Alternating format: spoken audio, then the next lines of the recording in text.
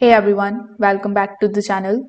In today's video, I will walk you through how to program your Xumo Remote to your TV in 2026 step by step. So if you want to control your TV's power and the volume using just one remote, this guide will help you set it up quickly and correctly.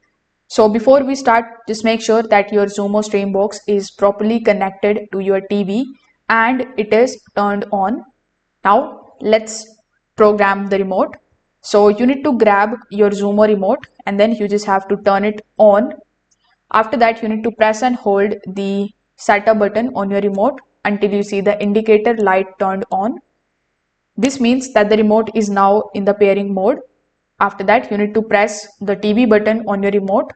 The indicator light should blink. Now enter the TV brand code using the number buttons on your remote. So these codes are usually listed in the remote manual or on the Xumo support page. If you don't have the code, don't worry. Many of the Xumo remotes also support the automatic code search. So to use this, you just have to press and hold the search button. After that, you need to press the TV button. So next you need to press the power button repeatedly until your TV turns off.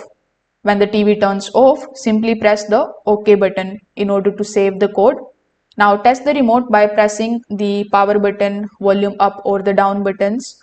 If everything works, your remote is successfully programmed.